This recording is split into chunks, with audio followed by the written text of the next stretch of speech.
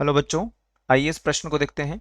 और प्रश्न में हमसे पूछा गया है कि मनुष्य में श्वसन संबंधी 5 विकारों के नाम अर्थात बीमारियों के नाम बताना है हम लोगों को कि कौन कौन सी श्वसन से संबंधित बीमारियां हो सकती हैं और उन बीमारियों में प्रत्येक के दो दो लक्षण लिखना है।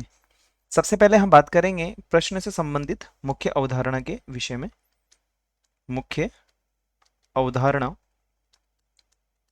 जो कि संबंधित होगी श्वसन प्रणाली से, श्वसन प्रणाली। और यहाँ पर यदि हम बीमारी या विकार के बारे में बात करें तो पहले नंबर पे हम लिख सकते हैं अस्थमा। और अस्थमा में जो मरीज होता है उसको पहला श्वास लेने में तकलीफ होती है और सांस के साथ साथ यदि हम बात करें तो दूसरा जो गले में गड़गड़ाहट की आवाज आना या छाती में दर्द होना हम लिख सकते हैं। गले में जब वो सांस लेता है तो गड़गड़ाहट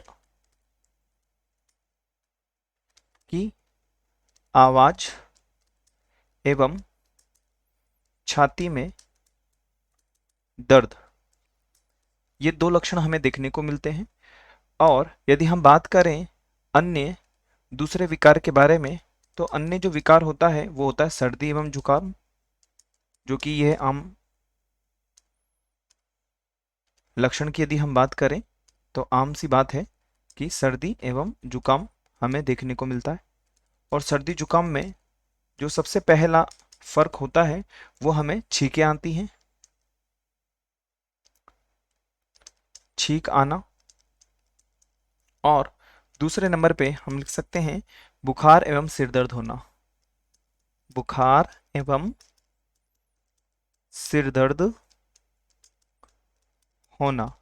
और तीसरे नंबर पे हम लिख सकते हैं कि जो तीसरा विकार है वह हो जाएगा हमारे पास में इन्फ्लुएंजा, इन्फ्लुएंजा।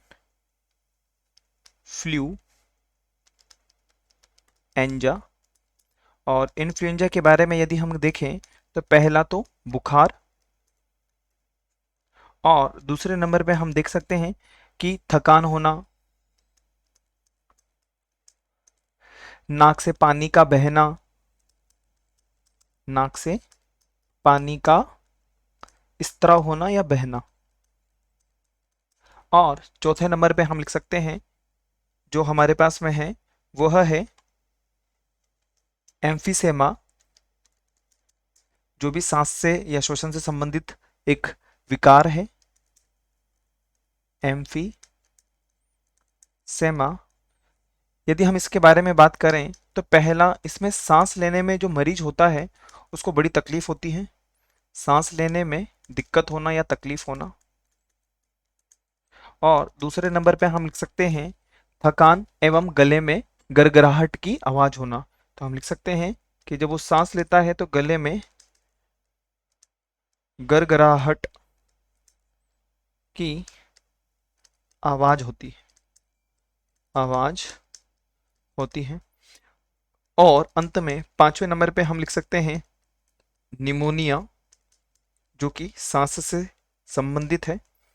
और यदि हम बात करें तो छोटे बच्चों में इसमें सबसे जो महत्वपूर्ण बात होती है तो छोटे बच्चों में देखने को मिलता है।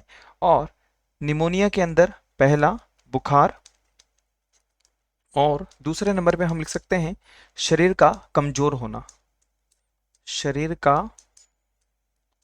कमजोर होना। और ये पांचों विकार जो हैं श्वसन से संबंधित हैं। आशा है आप इसे अच्छी तरह समझ गए होंगे। धन्यवाद।